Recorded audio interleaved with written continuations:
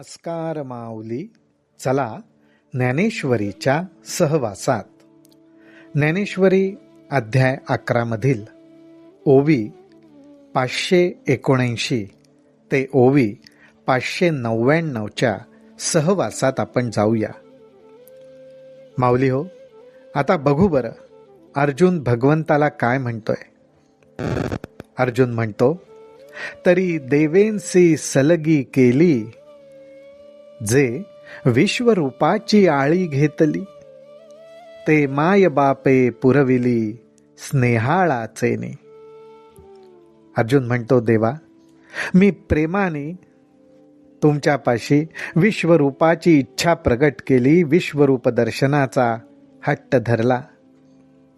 तर ज्याप्रमाणे आईबाप आपल्या लाडक्या मुलांची ज्याप्रमाणे इच्छा पुरवतात, त्याप्रमाणे तू माझी इच्छा पुरवलीस. सुरतरूंची झाडे अंगणी लावावी कोडे, देयावे कामधेनूचे पाडे खेळावया. तुम्ही माझी इच्छा कशी पुरवली, तर जणू काही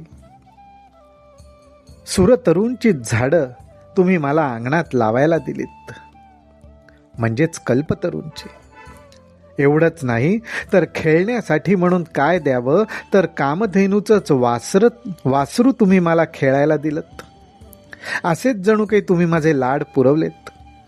मी या नक्षत्री डाव पाडावा, चंद्र चेंडूवा लागी देयावा, हा छंदू सिद्धी नेला आघवा, माऊलीये तुवा. अहो, जणू काही खेळातला डाव खेळण्यासाठी नक्षत्र रूपीच फासे मी वापरावेत, तेही तुम्ही मला दिलेत. मला खेळायला चेंडू हवा होता, तर तो चेंडू म्हणून तुम्ही चंद्रच द्यावा. अशा प्रकारे तुम्ही माझे लाड पुरवलेत. आणि म्हणूनच अर्जुन या ठिकाणी भगवंताला माऊली म्हणतोय की अशाच प्रकारे विश्वरूप दर्शनाचा छंद सुद्धा तुम्ही सिद्धीस नेलात. भगवंताला इथे अर्जुन माऊली म्हणतो, माऊलीये तुवा. जिया अमृत लेशा लागी सायास, तयाचा पाऊस केला 4 मास, पृथ्वी वाहून चासे चास, चिंतामणी पेरिले. माझ्या विश्वरूप दर्शनाची ही इच्छा तुझी पुरवलीस ना,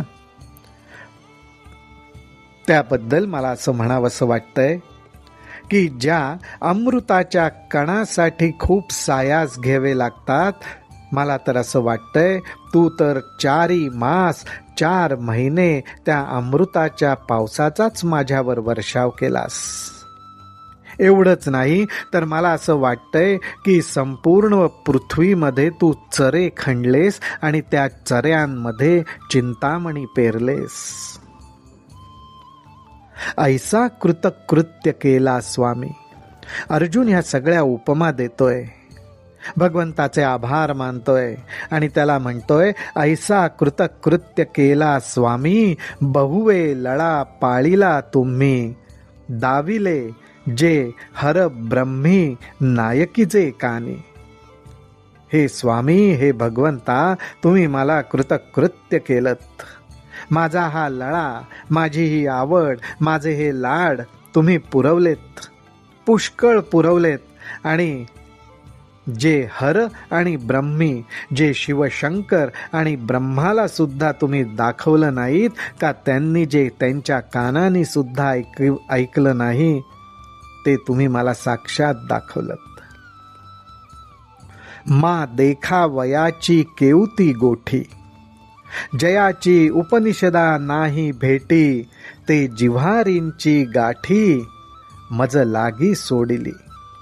अहो, जे विश्वरूप बघणं याची गोष्टच कोणापर्यंत आतापर्यंत झाली नाही. अर्थात विश्वरूप बघणं ही फार दूरची गोष्ट आहे. एवढंच नाही तर ज्यांना उपनिषद म्हणतात, त्या उपनिषदांची आणि विश्वरूपाची सुद्धा अजूनपर्यंत भेट झालेली नाही.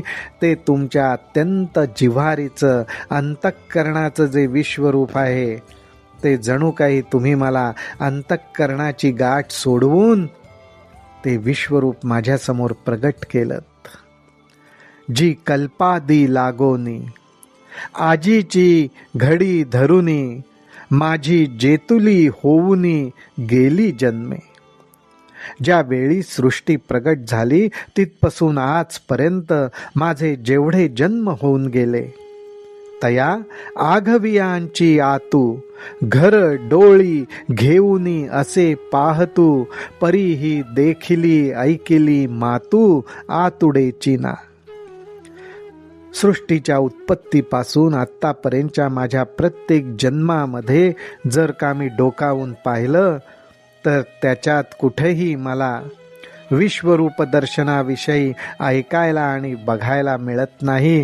ती गोष्ट कानांनीही ऐकायला मिळत नाही. बुद्धीचे जाणणे कहीन वचेची याचेनी अंगणे, हे साधही अंतःकरणे करवेची ना. या तुझ्या विश्वरूप दर्शनाबद्दल काय सांगावं, तर त्याच्या अंगणामध्ये बुद्धीचा प्रवेशही होत नाही आणि अंतःकरणाला या विश्वरूप दर्शनाची कल्पनाही करता येत नाही. अंतःकरणाने साथ घालावी, पण विश्वरूपाला तो साथ घालू शकत नाही. तेथ डोळ्यान देखी होवावी, ही गोष्टीची काय सया करावी. किंबहुना ऐसे पूर्वी दृष्ट ना श्रुत. ह्या डोळ्यांनी, कोणाच्या डोळ्यांनी विश्वरूप पाहिलं असेल, ही गोष्टच कशाला करायची. अर्जुन म्हणतो, मला तर असं वाटतं हे विश्वरूप यापूर्वी कधीही कोणी पाहिलं नाही किंवा त्याच्याबद्दल ऐकलंही नाही. ते हे विश्वरूपा पुले, तुम्ही मज डोळा दाविले, तरी माझे मन झाले हृष्ट देवा. परंतु हे भगवंता, आपण मला हे आपलं विश्वरूप दाखवलं, माझ्या डोळ्यांना दाखवलं आणि त्यामुळे मला हृदयापासनं अत्यंत आनंद झालेला आहे. परी आता ऐसी चाड जीवी, परी आता ऐसी चाड जीवी, जे तुझसी गोठी करावी, जवळी कहे भोगावी आलिंगावयासी. परंतु आता माझ्या जीवामध्ये एक अशी इच्छा आहे, ती म्हणजे तुझ्याशी काहीतरी गप्पा गोष्टी कराव्यात आणि तुझी जवळीक अशी भोगावी की तुला आलिंगन देता येईल. ते इयेची रूपी करू म्हणिजे, तरी कोणे एके मुखेंसी चावळीजे, आणि कोणा खेव देईजे तुझ लेख नाही. परंतु हे जर का मी तुझ्या विश्वरूपाबरोबर करायला जाऊ, तर तुझ्या या विश्वरूपातल्या कुठल्या मुखाशी मी गप्पा मारू आणि तुझ्या कुठल्या रूपाला मी आलिंगन द्यायला जाऊ, ते दिलेलं तुला समजणार पण नाही, अर्थात मलाही त्याचं समाधान मिळणार नाही. अर्जुन म्हणतो, म्हणोनी वारिया सवे धावणे, न ठके गगना खेव देणे, जळ केली खेळणे समुद्री केउते. म्हणून वाऱ्याबरोबर मी जर का धावायला लागलो किंवा आकाशाला आलिंगन द्यायला लागलो तर ते शक्य नाही. आणि जलक्रीडेचाच आनंद घ्यायचा असेल तर तो समुद्राबरोबर घेऊ, तर समुद्राबरोबर जलक्रीडा करणंही शक्य नाही. अर्जुन हे भगवंताच्या विश्वरूपाबद्दल म्हणतोय, त्यासाठी या उपमा आहेत. या लागी जी देवा, एथीचे भय उपज तसे जीवा, म्हणोनी ये तुला लळा पाळावा, जे पुरे हे आता. म्हणून हे भगवंता, मला आता या विश्वरूपाचं मनापासून भय वाटतंय. माझा आता हा लळा, ही इच्छा, हा हट्ट पुरवावा की मला आता तुमचं चतुर्भुज दर्शन होऊ दे, तुमच्याशी गोष्टी करता येऊ देत, तुम्हाला आलिंगन देता येऊ देत. त्यामुळे आता विश्वरूपाचे दर्शन पुरे, जे पुरे हे आता. पै चराचर विनोदे पाहिजे, मग तेणे सुखे घरी राहिजे, तैसे चतुर्भुज रूप तुझे तो विसावा आम्हा. अर्जुन आता भगवंताला पटवून देण्याचा प्रयत्न करतोय की तुझं चतुर्भुज रूपच आम्हाला जवळचं का वाटतं. तर तो म्हणतो, चर आणि अचर विनोदे पाहिजे. म्हणजेच थोडक्यात या संपूर्ण सृष्टीतल्या चर अचर गोष्टींना भेट देऊन यावी, परंतु ती देऊन आल्यावर ज्याप्रमाणे घरी येऊन सुखाने राहावं, विश्रांती घ्यावी, निवांत व्हावं, त्याप्रमाणे हे विश्वरूप दर्शन पाहिल्यावर आता तुझं जे चतुर्भुज रूप आहे ना, तोच मला खऱ्या अर्थाने विसावा वाटतो, हे अर्जुन इथे सांगतोय. पुढे अर्जुन म्हणतो, आम्ही योग जात अभ्यासावे, तेणे याची अनुभवा यावे, शास्त्रांते आलोडावे, परी सिद्धांतू तो हाची. आम्ही खूप योगाभ्यास करावा, परंतु योगाभ्यास केल्यानंतर हेच अनुभवायला येतं की तुझं चतुर्भुज रूपच खरं आहे, तुझं सगुण रूपच खरं आहे. शास्त्रांचा सुद्धा संपूर्ण मागोवा घ्यावा, अभ्यास करावा, परंतु सर्व शास्त्रांचा सिद्धांत एकच की तुझं सगुण रूप हेच खरं आहे. म्हणूनच माऊली हो, नामाचं स्मरण करावं, भगवंताच्या सगुण रूपाची आठवण करावी, ते सगळ्याचं सार आहे. आम्ही यजने कीजती सकळे, परी तिये फळावी येणेंची फळे, तीर्थे होतू सकळे याची लागी. नाना प्रकारची यजन, याग, यज्ञ, अनुष्ठान करावं, परंतु त्या सर्वांचं फळ एकच आहे, तुझं चतुर्भुज रूप, तुझं सगुण रूप. अनेक तीर्थ करावी, तीर्थयात्रा कराव्यात, परंतु त्याचं फळही एकच आहे, तुझं सगुण रूप.